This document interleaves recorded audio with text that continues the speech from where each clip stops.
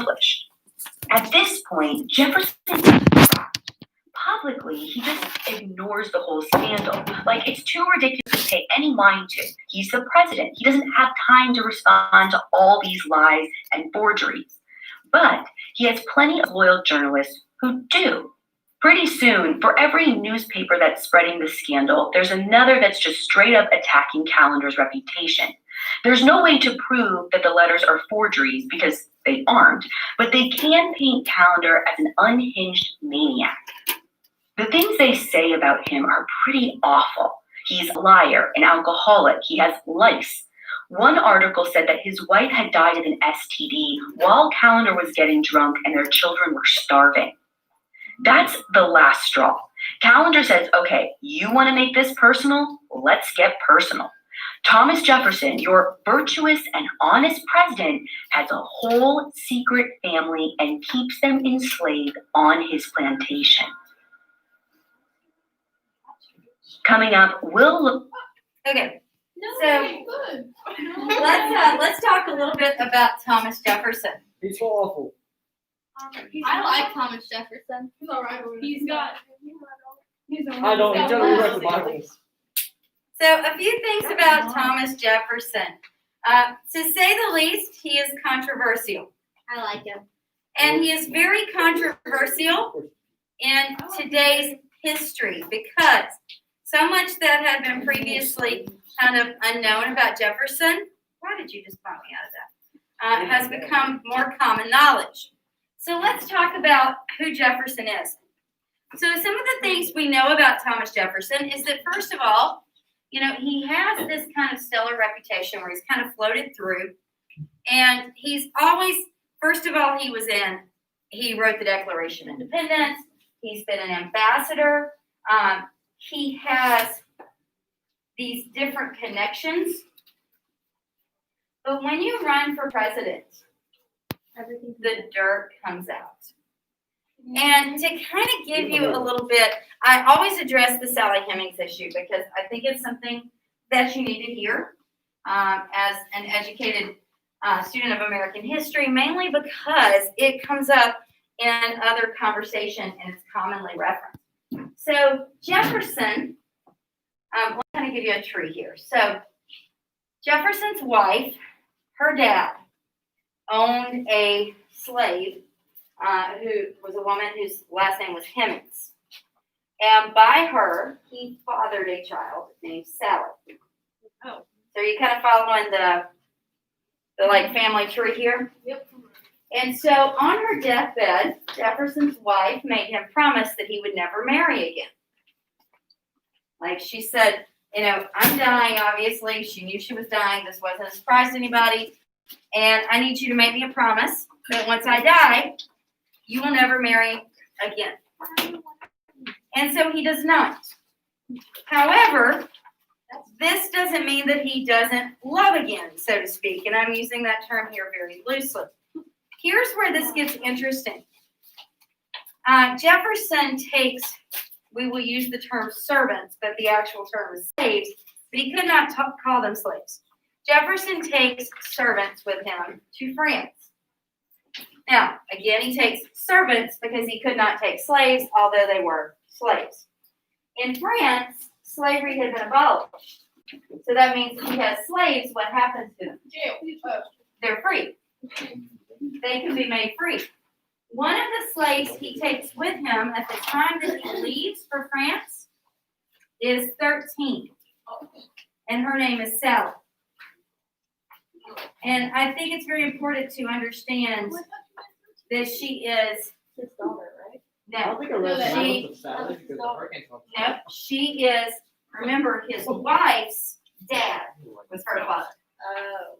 Wait, hold on. So technically, Hold on. that would kind of, yeah, to make him like a sister-in-law.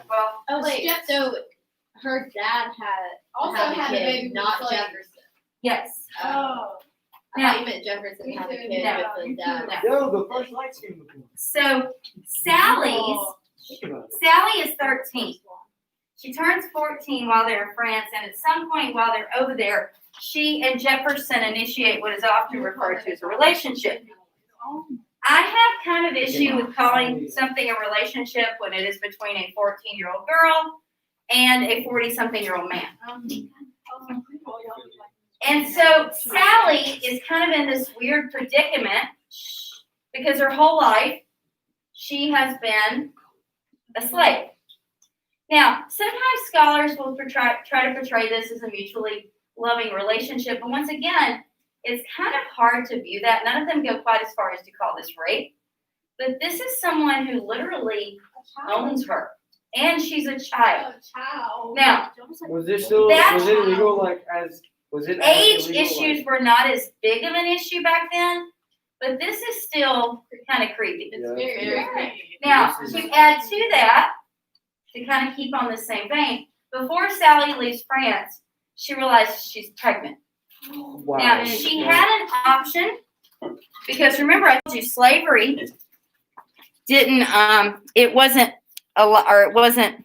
permitted in France, if you will. And so she could have declared herself free. And when Jefferson returned back to the U.S., she could have refused to go with him. Hold on, why didn't she? Well, Because put she's yourself in 14. this position. She's 14 and pregnant. Also, She I has- don't like the part. She has no skill. She needs the money. She lives in France. She has nothing. You know, it's not like she has a house there. It's not like she has family there. She doesn't have connections there. So if she stays, she and her baby are virtually homeless. And so Jefferson makes some promises to her. If she will return to Monticello, he promises her that he will free her children when they are 21. It was a legal thing. You legally could not free a person born, and because they were children or they were a child of a slave, they would be a slave. And so, not to say that he would have anyway, but he says at 21, I will free them when they can be free. And so, he doesn't necessarily treat them differently. Like, you know, you would think, well, if he believed them to be his kids, and then he's going to treat them differently. I mean, even if in name they're slaves, he could have raised them as his children. He doesn't do that. But people do start to realize that the servants at Monticello look a lot like Thomas Jefferson. Well, some of them. There were 670 over his lifetime. So, Wait, he had 600. no, he had 670 slaves. Oh, But still, think about the complexity with that, though. This is a person who wanted to put in the Declaration of Independence that slavery was wrong, yet he owned 670 slaves. Yeah, that's the one that did that. Yeah. Yes, ma'am. So they had 6 kids together? Yes, and 4 survived. The first baby, the baby she was pregnant with when she left France, don't know what happened, but that baby died shortly after birth. No, it doesn't seem to be anything with foul play. It seems to be natural things. And then there was another child that did not make it to adulthood, again, which isn't that uncommon at this time. But 4 children do make it to adulthood. He does end up ensuring that those children are freed, and they are all trained in like more crafts type positions. But none of them, like after they are freed, like seem to come back and have relationship with their dad. Yeah, I wouldn't even know. So it shows you that this is definitely not like a loving, reciprocal family type relationship. And there was like a Lifetime movie that was about Jefferson in France and how he and Sally were so in love. And again, it's just all kind of strange. And so it's one of those things that when, you know, I really was impressed with this podcast because I thought she does a very good job with it and kind of introducing some things about him. And also Jefferson is definitely a paradox. Now, Jefferson has been called a philosopher king. Now, I want you to think with me a little bit. Let's go back to what I told you about Washington. I told you that he was blank rather than blank. People would have his balance. Balance rather than brilliant, right? And with Adams, we said he was more brilliant than balanced. Now, Jefferson, as a philosopher king, what do you take away from that? He was brilliant. That he was brilliant, He was balanced. and he also was very smart in how he got things done. So, like, to give you some examples, like, you know, Washington could get anything he wanted to done. Adams had all these big ideas, but he couldn't get things done. And so Jefferson is both the idea guy and the guy who gets some things done and who changes his mind. And we're going to see that. Now, I find also in that, though, that sometimes his ideas cause him to change his views on things. So he is very kind of complicated. I also liked how she brought out about how he was known for being casual. Like there are situations where people from other countries who were kind of big, important people would show up, and Jefferson was known to meet them in his robe and his house shoes. Like just totally chill, which, you know, I like the casual Friday idea, but on the other hand, there are some times when casual Friday doesn't always meet the occasion, you know, so I have kind of mixed feelings about that side of Jefferson. But as a general rule, as president, Jefferson is very much a paradox. In fact, the guy who was so big on constitutional interpretation is going to change the way he interprets, or that we interpret the Constitution. Paradox means that it's contradictory. Like when people say things like something is bittersweet. How are you both bitter and sweet? So a paradox means that it contradicts itself. Does that make sense? Yeah, like he says I'm against slavery, but he owns. ugly. He says I'm against slavery, but he owns 670 slaves. It's similar to irony.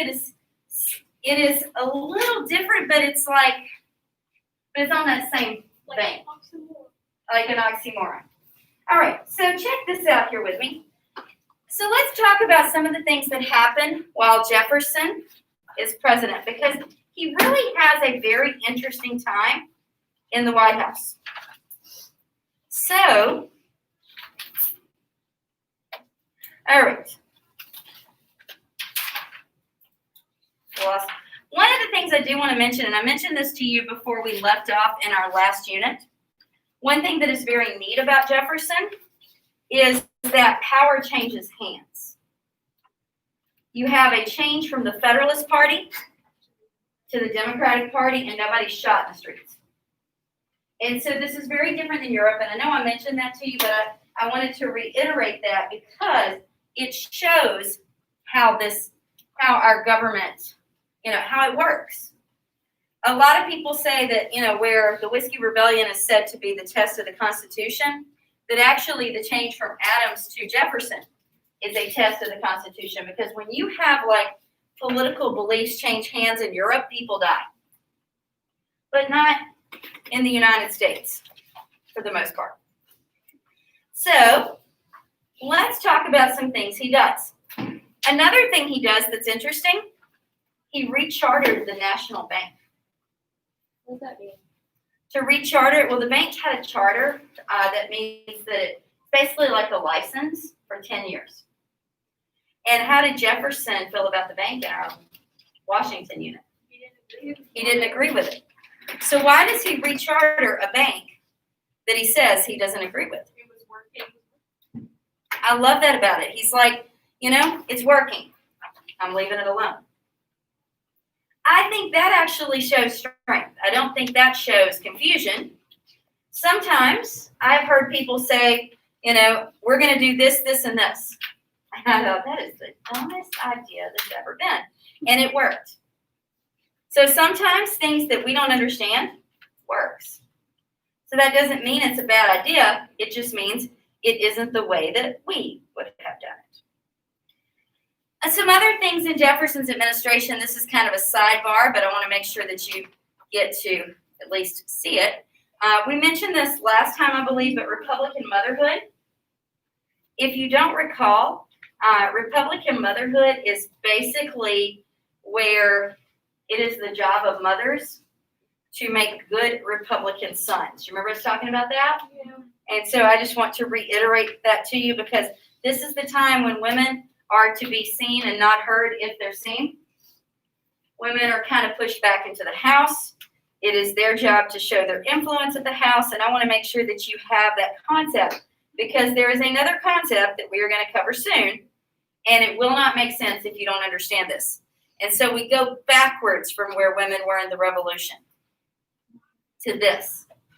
Now, please don't misunderstand me, because it's so funny to me, some of the comments that I've had over the years said by students who are like, I know you don't agree with this, Ms. Green, but I want to stay home with my children. I'm like, it's not that I disagree with that. I just don't want that to have to be what you're expected to do. If that is what you choose for your life, then I want you to be happy, but also I always want you to be able to support yourself. That is something that is very huge for me, and you never know where life is going to take you. And I can tell you that I've had a couple of set of friends, actually, kind of a young girl we met semi-recently, that they get in good relationships. I'm not necessarily talking about just somebody who's a crappy person that leaves you, but they get in good relationships. And this one, her husband was driving home one day and somebody came across the line and accidentally bumped his car, and it accidentally bumped it, and the way he hit something, it killed him. Oh.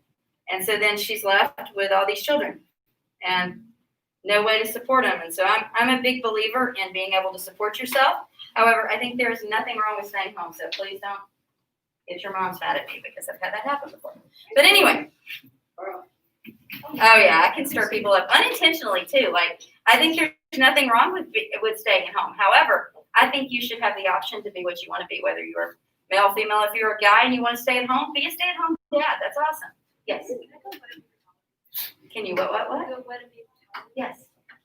All right. So some other things that happen under Jefferson, and if we go back to Ashley a little bit later, she's going to kind of get into this. But Jefferson was involved in a secret conversation between Hamilton and Jefferson and others, and we don't exactly know what happened. Now, if you're a fan of the musical, you've heard the song "The Room Where It Happened." There were these conversations that we don't know how it was negotiated, but to work out the state debt issue, Jefferson said, all right, if we're going to pay for the state debt, or if you're going to pay for the state debt, then what I need you to do is to put the capital in Virginia. And that's what happened. And so it seems the way the musical Hamilton writes it is Hamilton kind of presents it to Jefferson as an idea. I wasn't going to, actually. Okay. Not right now. I'd rather come back and play some of the podcasts for you, because I would like that. I think it's very good. Do you like the podcast better than, I would get into that podcast. I like the song better. Well, I will play I'll share the song for you. Okay. Songs that one that do. Oh, Congress is a legislative branch, yes. Well, I don't know that song. I followed you. I know that too. Yeah. His name is Ben Kleinstein. So, the inaugural address of Thomas Jefferson says something that's very important. He makes a statement that you will sometimes see written on, like, it'll be on DBQs and things like that, where he says, we are all Federalists, we are all Republicans. What do you think that means? We are all the same. We are all one nation. I don't think he said that, because remember, he cut out like everything except for the life and morals of Christ. And, yeah, but he did say, we're one nation. And so he said we shouldn't be split on party lines, although he is definitely going to split on party lines. So he could say that, but that doesn't mean that he necessarily completely means that. Also, under Jefferson, as we were saying, the Capitol is going to be built. It is going to be built near Virginia. And what is significant with this is that it is kind of finished under him, even though it starts under Washington. So let's talk about, I had an activity planned for later this week. And I do it years when I have time. And since there is a very good chance that we won't necessarily have time this week, I'm going to kind of go through Marbury versus Madison with you. I feel like I learned about that. You may have. When it comes to court cases, Marbury versus Madison is the first hugely important Supreme Court case. It's kind of like the Supreme Court becomes the Supreme Court because of this really weird little case. So let me give you a little background. In middle school, you may remember hearing briefly about a thing called the Midnight Justices. So there is an act passed. Here's the deal. They paid attention. Jefferson beats Adams for the presidency, right, in 1800. So Jefferson isn't going to become president until like March. And so very early in 1800, Congress passes the Judiciary Act of 1801. And what this allows, or what this does, is it opens up, because the way the Constitution is written, it says that the president has the authority to appoint domestic positions, including judgeships. It opens up 42 positions that didn't exist before. Why the rush to open these positions up in January? Because he wanted to do it before the presidency. He being whom? Adam. Adams. So Adams and Adams' party are like, hey, if we open this up right now, then we can get these positions appointed by our guy. We can get our guy in, and he can appoint all of these positions.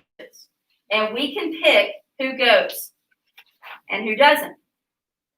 Well, needless to say, 42 positions. So Adams, his Secretary of State, is responsible for, well, Adams will kind of find the people, hey, Joseph, do you want this job? Joseph's like, yeah. He's like, okay, I will send you the official commission. So he finds the people, he kind of does job placement with them, figures out who he wants to appoint. So the Secretary of State is actually giving these out up until 9 p.m. the night before the presidential inauguration the next day of Thomas Jefferson. And it kind of makes me think about when I have a coupon or something for like a free something at Sonic or whatever, and I forget about it and I find it like the day after it expires. You know, you're like, oh yes, I have this free such and such from Chick-fil-A that I could have eaten yesterday. Breaks my heart a little bit. I mean, really, like deep down inside, you're like, I could have had that free sandwich, you know. But then you don't get it. Free stuff is so good. So, President Jefferson becomes the president. And the guy who's in the position that I mentioned, much like Joseph, he's sitting there, he's waiting, and his papers never come. Now, sooner or later, you will find yourself applying for colleges and things like that, and you wait for those envelopes to show up. Generally, a fat envelope, a long envelope, is a really good sign. They don't send rejection letters in big envelopes. And so you're waiting for it to show up so you can break that seal that says, congratulations, such and such, you got into such and such. But it never comes. This guy's name is John Marbury. And John Marbury realizes that his commission never comes. So he goes and he asks the new Secretary of State, a guy named James Madison. Now, after becoming the Secretary of State, James Madison sits down and he starts to go through the desk, and guess what he finds in there? He finds that paper and he's like, nope. Why? Because he looks at it as it was never delivered, so it doesn't count. So, Marbury, who was wanting to be the Justice of the Peace of D.C., is ticked off. So, he does the most American thing he can think of. He sues. Shot him. That would be different. That would be a little more. That'd be like the Still second pretty most much- American. Second most American thing is to shoot. Wait, we So- just We have a did plunderer. Do I now? She did what? He sues him, Oh, takes him to court. What did you think? Yeah. And so here's what takes place. So because it is a question of constitutionality, like should they have been able to appoint all these last minute positions? What are they going to give him the job? Are they not going to give him the job? Should they have to? Should they not have to? Well, they didn't give him the position, so why should he get it? And so it gets all complicated. And so what happens is this goes to court. And it goes to the Supreme Court. So in the Supreme Court, here is what they look at. Where is it on? They decide, let's see, sorry, taking money until Friday. Homecoming shirt people, I'm telling you, they will start blowing me up over the next 3 days. My kid's not going to get a homecoming shirt because we're home from the storm. What do we do? I'm telling you, my email will go crazy. I know we'll be back by Friday for sure, no matter what. But still, I just know that I know how, and it'll be an elementary parent. I'm telling you. I guarantee you I'll get at least 7 emails. And that's if it's a slow week. Okay, so here's what happens. In this, it says that this is the sentiment, this is the feeling, whatever. And so it goes before the Supreme Court, and the Supreme Court has some questions that they have to answer. Here's what I mean by that. You see, court cases that go before the Supreme Court don't just go before the Supreme Court for things like, did this person kill this person? That's not the kind of cases that go to the Supreme Court. The cases are, is this constitutional? And so this case goes before the Supreme Court. Is it constitutional? And so the court makes a few key choices here.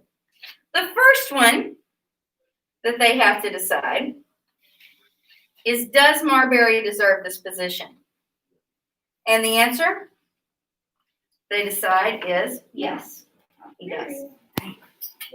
Now, the next question, though, does the court have the right to do anything about it? Now, I can agree that you deserve something, but I may not have the authority to fix it, right? Now, you can tell me this story about something happening, you're like, oh, that's horrible. Here's what should happen. But that doesn't mean I can make that happen. The court said, yeah, we're not going to fix it. Oh. So, yes, you deserve it, but no, we really can't do anything about it. So they established jurisdiction. And the third thing that they established that is so significant, and this is what you need to take away from this, and that is judicial review. And that is the power of the courts to look at laws like the Judiciary Act of 1801 and determine whether they are constitutionally sound or no. And in this situation, they determined that they were. So they determined that this law was sound and valid and therefore should be upheld in a court of law. All right.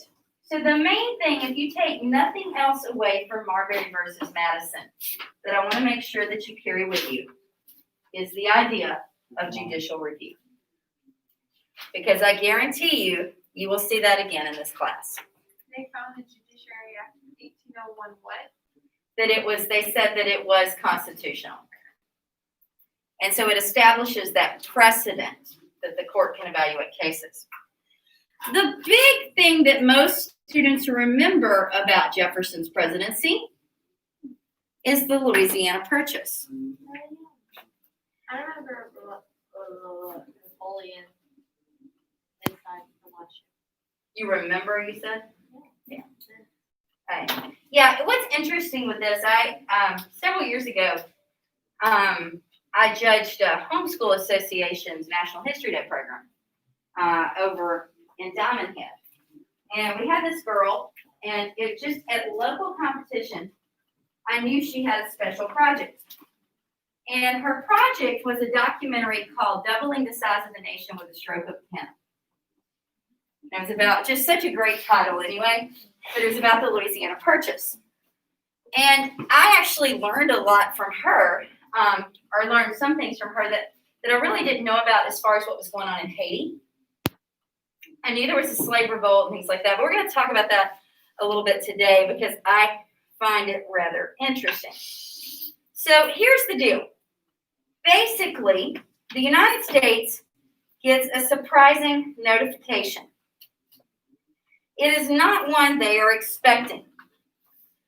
And it is about the fact that up until this point, they have had the right to, under the Pinckney Treaty with Spain, to have right of deposit.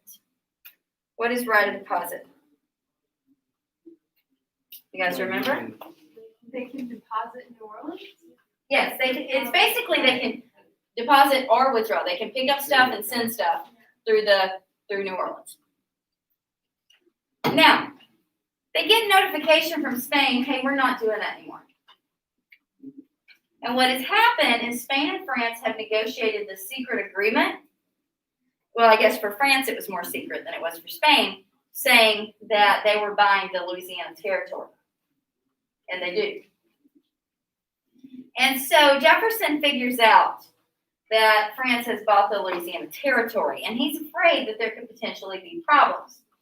And remember, Jefferson believes in strict construction or interpretation of the Constitution. What does that mean? That if it doesn't If it isn't explicitly in the Constitution, then it's not allowed. However, one of the things that he realizes we need to do as a country that is not in the Constitution is we need to figure out a way to purchase some land. And so if he does that, he is changing his constitutional interpretation rules that he has set aside for himself.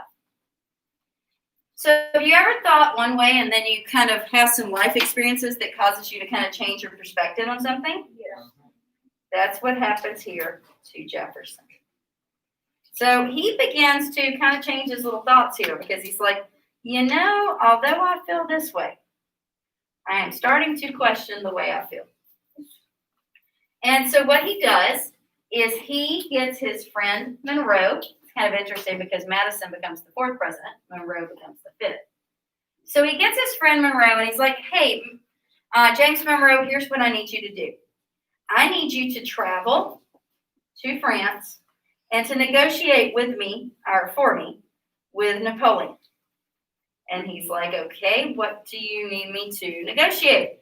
And he's like, well, here's what I basically need.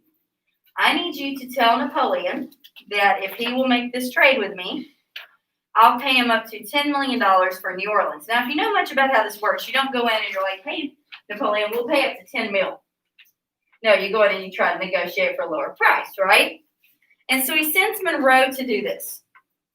And so here's where this gets squirrely. Monroe goes in, and he's kind of willing to offer this up to $10 million on behalf of the president. And Napoleon looks at him, and he says, you know, we want to buy New Orleans. And Napoleon's like, I'll sell you the entire Louisiana Territory for $15 million. New Orleans is a city. The Louisiana Territory literally doubled the size of our country. And it was one of those things that it was kind of too good of an offer not to take. And this would mean for the U.S. we wouldn't have any more problems with the French because they would not be on U.S. soil anymore. And so although Jefferson opposes loosely interpreting the Constitution, he bends his constitutional interpretation here. Now, I love viewpoint. So let's think about that. The way that this is often taught in history is how Jefferson makes the noble choice by going against his personal views and doing what's best for the country.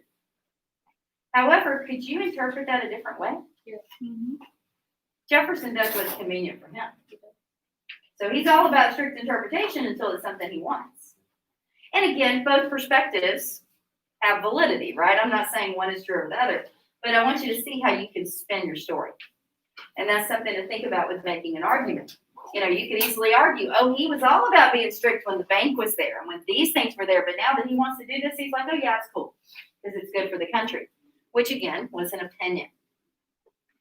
So what causes Napoleon to want to do this? How much do you remember, Bella, about what he had going on? I thought Bella said she remembered it. I did. He's in nature's debt. And he Yes. was about to get caught. He was just sent away to this island. And the island he got escaped from. That's all I remember. Well, there's actually been some other issues too. None of that is incorrect, but there's been something else I want to make sure you get. There is a huge slave revolt In Haiti. in Haiti. You remember the guy's name? Oh my God. I never pronounce it correctly, so. Yeah, that would not be it. It is Toussaint Louverture. I'll spell it for you. I think it's Is it? Yeah.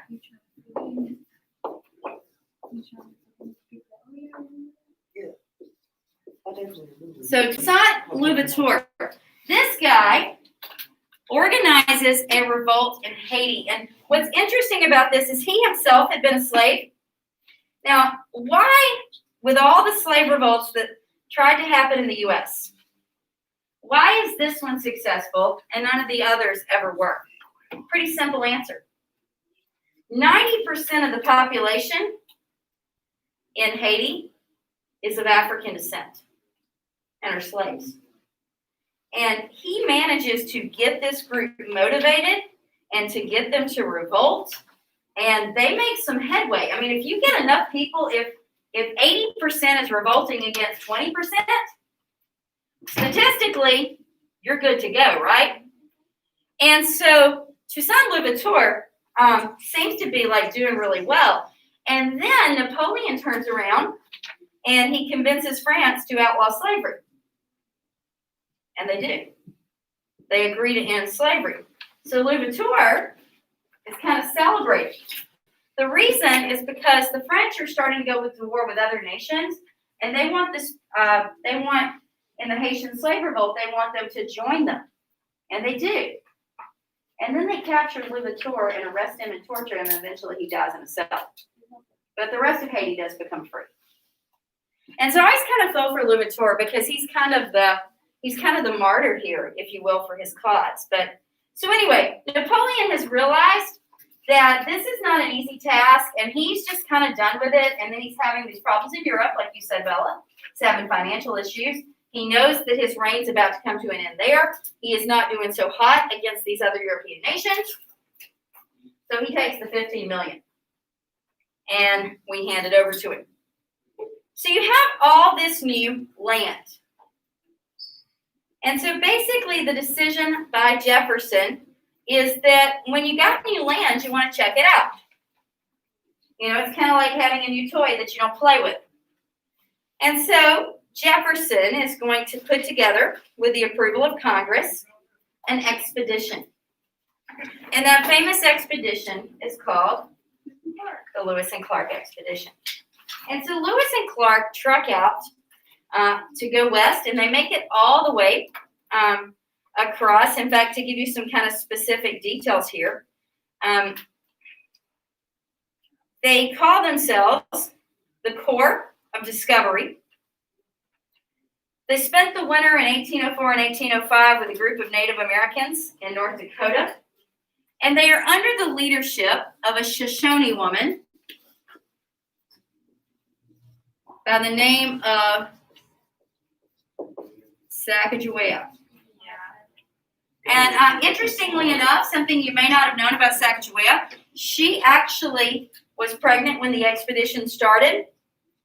And she gave birth. They took like 2 days off and stopped in this one place. She had the baby.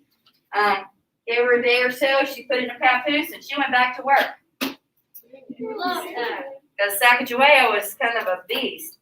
So anyway, but what ends up happening is that 33 men strike out with Sacagawea, 32 survive, 1 dies of illness, but the most famous 2 are the 2 guys up top. The guy on the right in this picture is on the left, and his name is Anthony Clark. Anthony Clark, it's Anthony? Make sure I've got the right first name, because it doesn't sound right to me for some reason right now, but I know William Clark. I'm thinking of Matt Anthony Wayne. We're going to talk about him in a minute.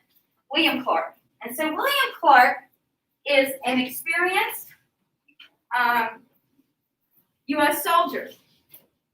And he is going to be joined by a guy who looks very different than him. This is Jefferson's personal secretary. This is not a guy who's used to getting his hands dirty. He's not used to adventure. But Jefferson wanted someone that he felt would be trustworthy. And so he asked Meriwether Lewis. I mean, doesn't Meriwether just sound like an outdoorsman? And so his name is spelled Merriwether. Meriwether Lewis.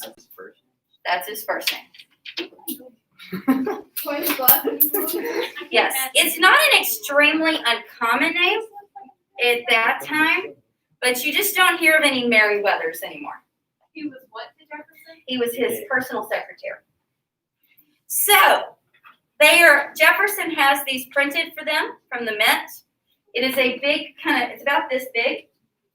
I've seen an actual one, it's pretty cool. But they're about this big, I guess, the size of a Coke can. And it says on it, peace and friendship.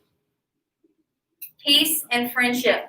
On one hand, it has a Native American hand. On the other hand, it's supposed to represent the U.S. It's because that was a type of sleeve that was kind of a common, like, ornamentation in the Native tribe. And then on the right tribe, you have the eagle. So that's why. If I didn't know that, I wouldn't have any idea.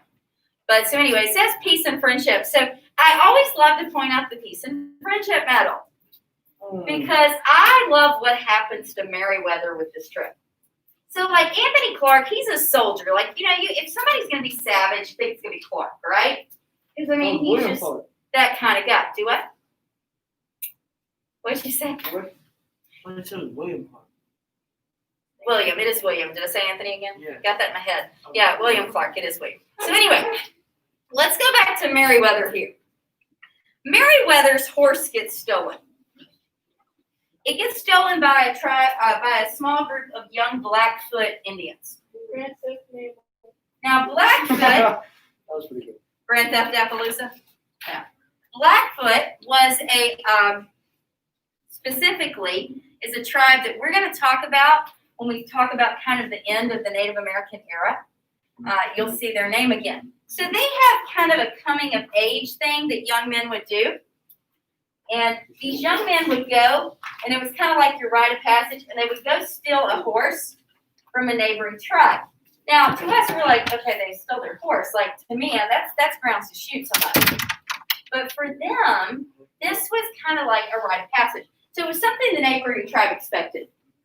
And so then when their guys would, come of age, they'd go steal your horse. So it was just kind of they passed the stealing horses back and forth, right? So it just was part of their culture.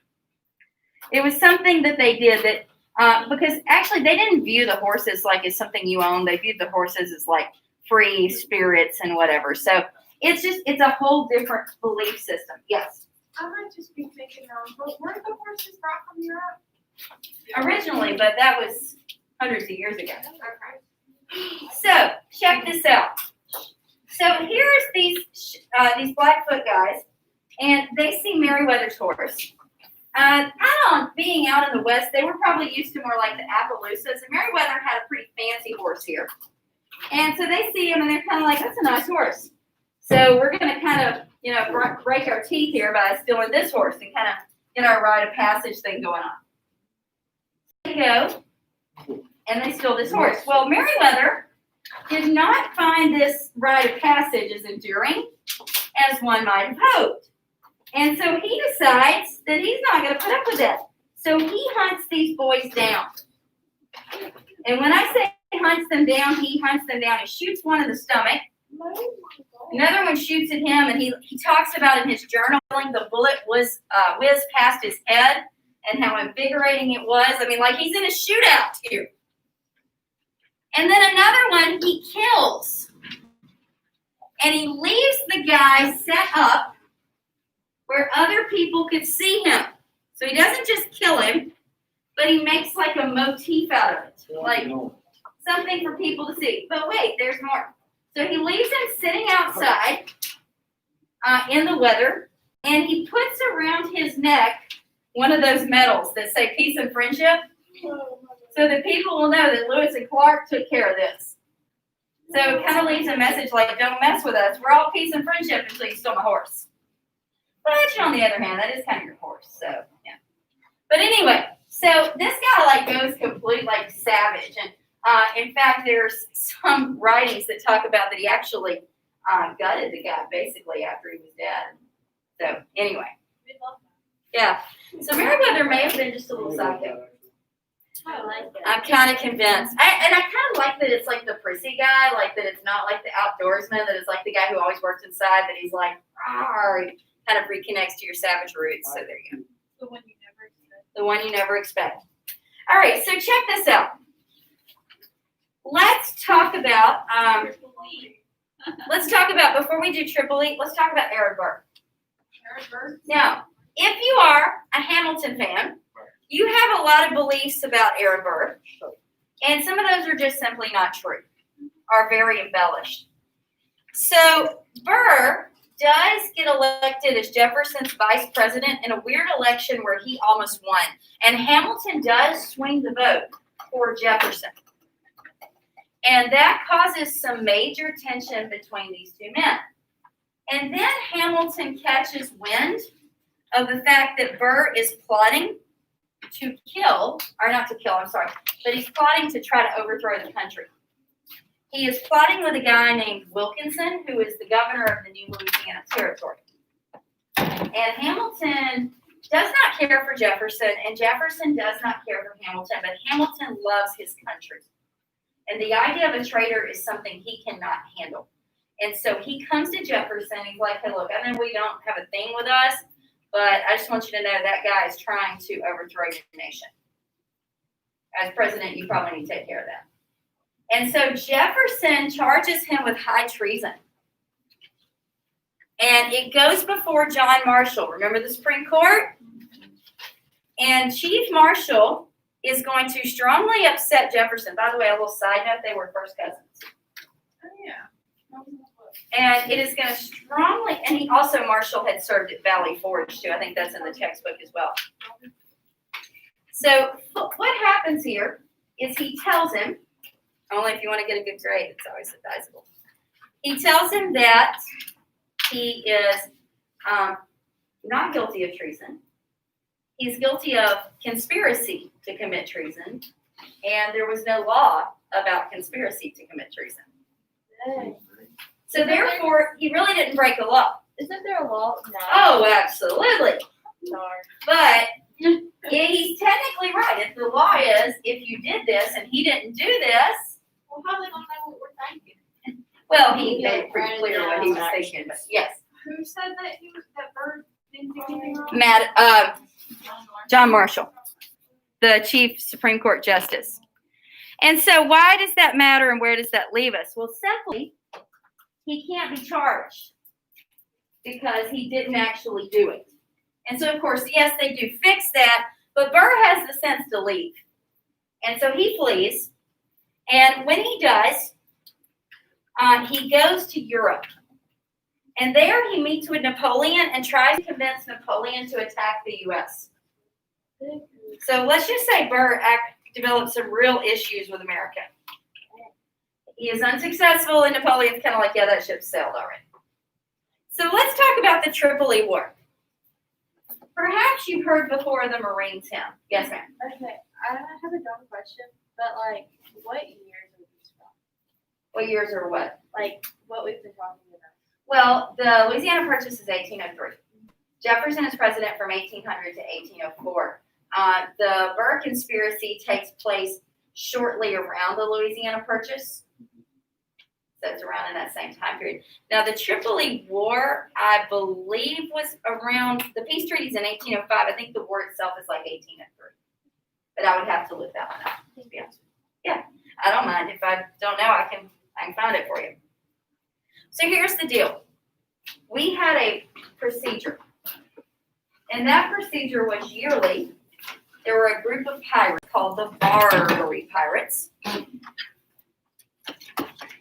which is basically the Barbary Pirates. The Barbary Pirates. And what the Barbary Pirates did is they would charge what's called a tribute.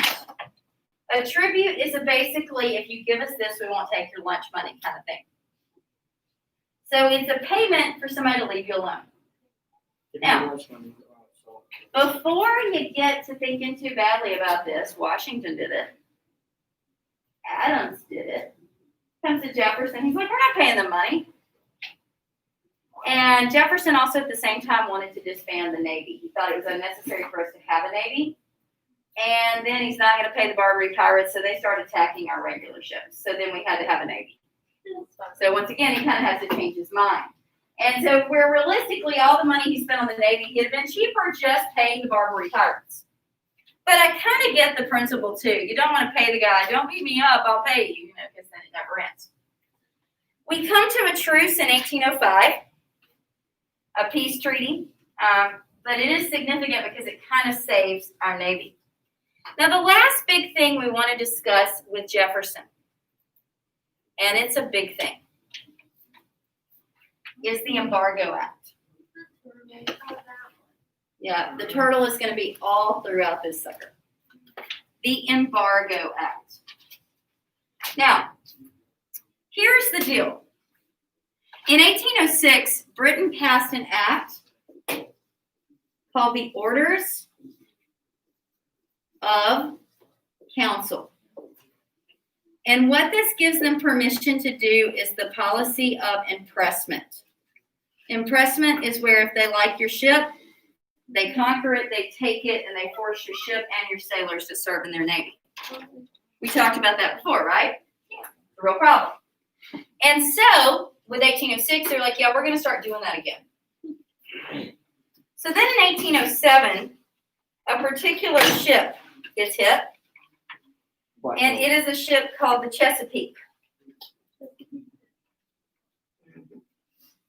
So the Chesapeake, 10 miles off the coast of Virginia, the British captain demands that there's dissenters on board. The Americans are like, we don't have to let you on our ship. They fired 3 shots, devastatingly broadside shots at close range.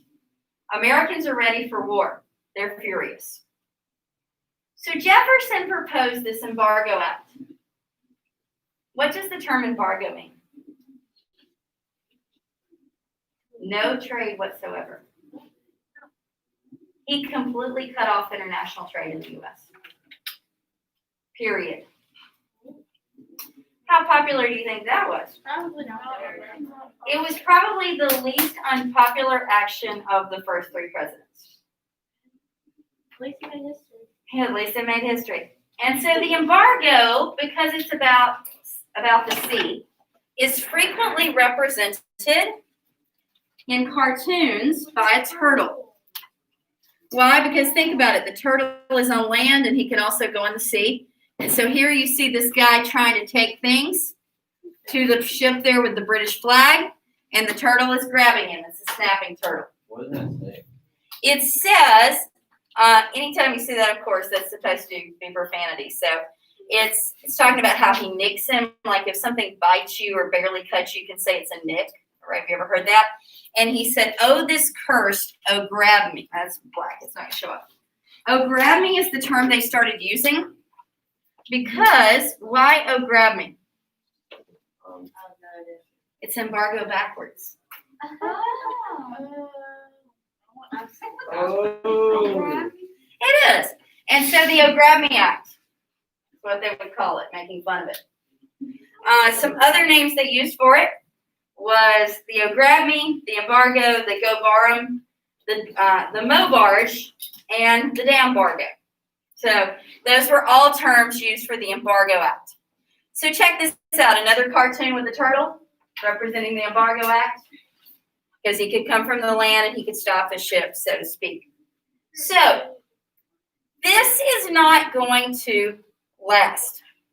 Before we go any further, though, let's stop and talk about getting Jefferson out of office. So Jefferson announces pretty early that he will follow the tradition of Washington and only serve 2 terms. This is Thomas Jefferson's tombstone. He designed it himself. He decided what he wanted written on his tombstone. But I want you to notice some things. First of all, it says, here was buried Thomas Jefferson, author of the Declaration of Independence, of the Statute of Virginia for Religious Freedom, and father of the University of Virginia. But it doesn't say anything about president. Yes. You would think, like, if you were going to list your life's accomplishments, if you were president, that would probably. He didn't like his presidency. He hated it. Yeah. He hated it. And so it's always illustrated by his tombstone. The fact that out of all the things that he wanted said about himself, that was not something he wanted to look back on. And I believe a lot of that is how the Embargo Act kind of came to an end. Because he definitely goes out on a bad note. So, another little side note that Ashley will get into in a minute on the podcast is that he and John Adams died on the same day. July 4th. They both died on July 4th. That's Wasn't right. there another one? There was Monroe also died on July 4th, but not the same July 4th. Yes. All right. So let's start on this, and then we got a few things we're going to cover, and then we'll finish the podcast. Yes, ma'am. Who's already eating a bowl of That is Zachary Taylor, I think. Yeah, we talked about this before. Yeah, that's my bad. It's kind of familiar. Didn't this board have all the presidents on a bowl? Yeah, but Probably. Okay. So check this out. So we started with the Embargo Act with the same cartoon. And by the way, I've never seen this cartoon when grab me isn't cut off. I don't know why, it just always is. So, but it is sometimes on the AP test. I just like to show it to you because if you see that turtle in there, it's Embargo. Yeah, you can know what it is. Okay, so it's the Embargo Act. So check this out.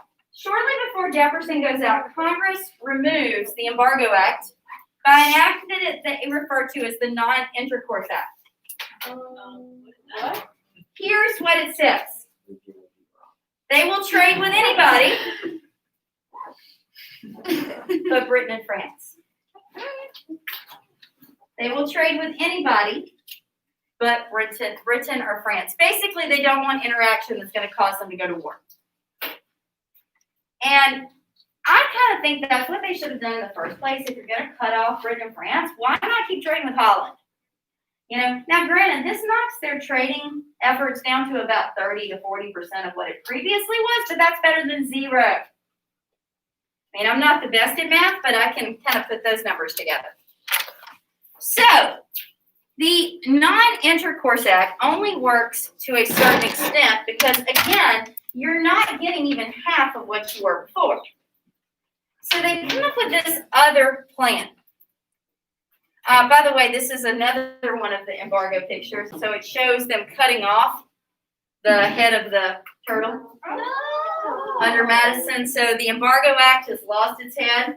It says, death of the terrapin or the embargo. So he's on the water now. He's able to cut him off. And yeah, good times. All right. So the new act is called Macon's Bill number 2. Why number 2? Because I looked this up a few years ago because I didn't know because number 1 did not pass. So if you're Macon, you propose a bill and everybody's like, nah. You're like, all right, well, fine. I'm proposing it again. And this time I'm going to call it after myself and make it number 2.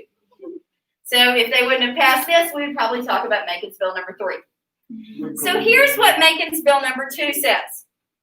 We will trade with anybody but Britain or France, which we've already said, right? But wait, there's more. And then, whichever one of them agrees to never, never, ever, ever impress our ships, Britain, choose us, then we will trade with that nation exclusively. Now, the plan is that they really wanted Britain to say yes, because we traded with Britain more than France. And so they throw this out there to both Britain and France, thinking Britain's going to jump on it. Here's the problem. Anytime you do that, the people that you're trying to work with are going to screw it up, right?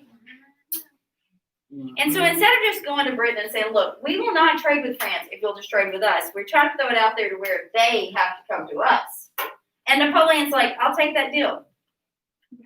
And we're like, anyone else? Okay, Napoleon, all right, yeah, okay, yeah, here we go. All right, that's awesome. So now we've just made a deal with Napoleon that we didn't want to make with Napoleon, but we ran our mouth. And here we are. But before we go to war, let's talk about what's going to happen. So, a little bit about Madison. Madison ran against Charles Pinckney. Remember the Pinckney Treaty? And he beats him. His vice president is a guy by the name of George Clinton, if you just like to know vice presidents' names. He had also been Jefferson's second vice president after Burr, kind of tried to shoot Hamilton. Well, did shoot Hamilton, and then he tried treason and other issues. So that's what happens. At the same time this is going on, there's also some problems with the natives. At this point, is the person who comes in second still the vice president? They're fixing it. They fix it by the time Madison is elected, yes, to answer your question correctly. So here's what takes place. They're having problems with a group of natives called the Red Stick Confederacy. And this is a group that's about returning to traditional native ways. They want to dress a certain way. They want to act in the old ways that natives used to act. They want to go back to the good old days, kind of, so to speak. They believe that most Native Americans are becoming too Americanized, which is going to become a problem over the next 100 years. And so basically, the U.S. government sends William Henry Harrison to kick the natives out of the Ohio Valley. Now, if you remember, the natives in the Ohio Valley were beaten by Anthony Wayne at the end of our last unit. We stole this land. We told them it was ours, but yet they just don't want to give it up. So here's what happens. There are two particular brothers. Tecumseh is the best known brother. You probably remember hearing his name. The other brother is the lesser known. However, he is the one I tend to find the most interesting. And his name is Tenshawadwa. Spell that, please. I always think about it as a doo-wop song, like Tenshawadwa, Tenshawadwa. Just think it would be perfect.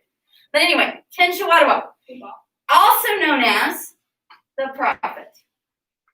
So you probably learned him as the prophet because nobody other than me finds Tenshawadwa just a great name.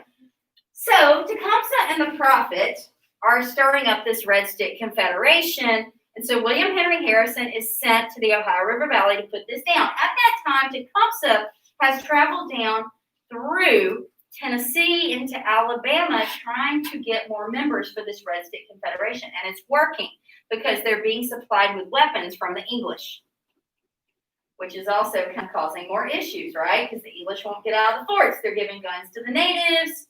You see reasons that the tension is building. So William Henry Harrison and his men go in and kill Tecumseh's brother, the prophet, in a battle called Tippecanoe.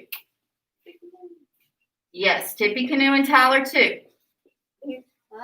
You learned about that. That is going to be the slogan when William Henry Harrison runs for president, is Tippecanoe and Tyler too, which we will talk about in our next unit, I think.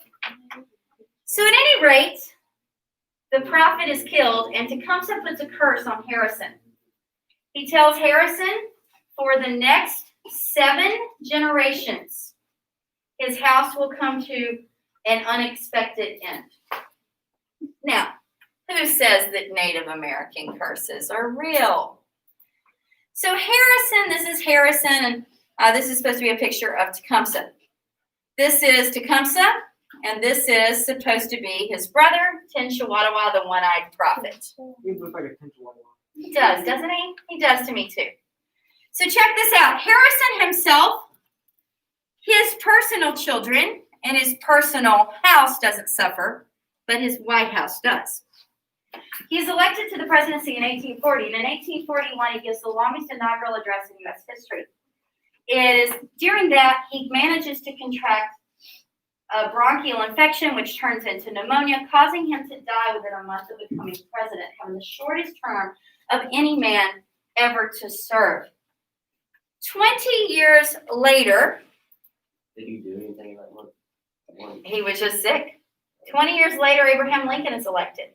In 1865, Abraham Lincoln is watching a play in which he is going to die from lead poisoning that is unable to be released the following morning. What play was it?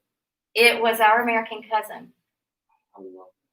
Yeah. 20 years later, in 1880, President James A. Garfield was boarding a train in Union Station in D.C. He was on his way to actually visit a friend about a dream he had had about being assassinated.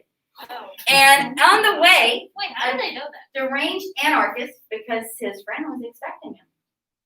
Oh, so he told his friend about Like, hey, let me come over and tell you about He this. told me, he said, I'm coming to talk to you about this. I had a dream that I was killed. And so anyway, you'll understand that a little bit better later. So he's gonna be shot. He dies a little bit later. And he is going to be replaced as president. Hey, boo. 20 years later, in 1900, William McKinley was reelected, and on September 1901, he was shot twice by a deranged anarchist and passed 8 days later. By the way, he was going to see the same friend was coming to see him. True story. Wait, what's up with this 20 years later? Is it raining 20 years later, Warren G. Harding was sitting in the White House when he suddenly died unexpectedly of a heart attack. No. 20 years later. 20 years later. 20 years later, Franklin Delano. What, baby? In just a minute, you can have my computer, okay? I said, what are they doing?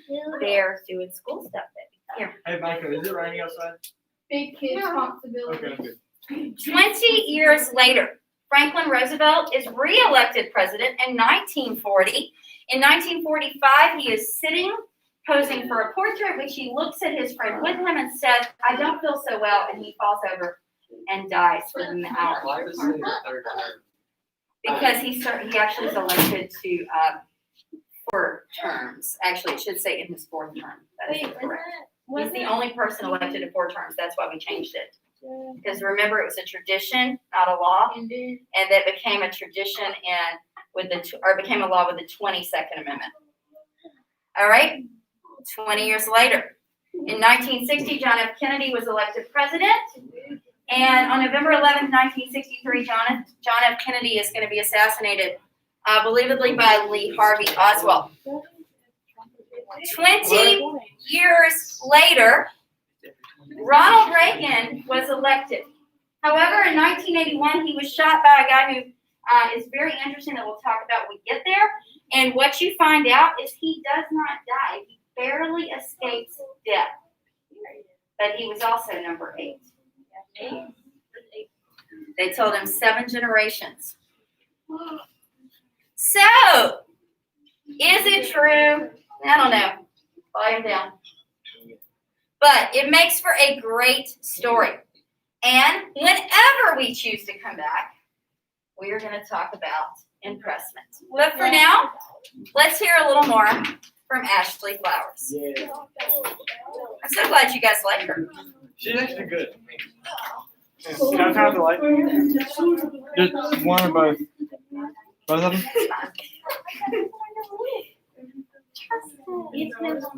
It's been like 3 days. It's not long. Give it just a second. Let's see.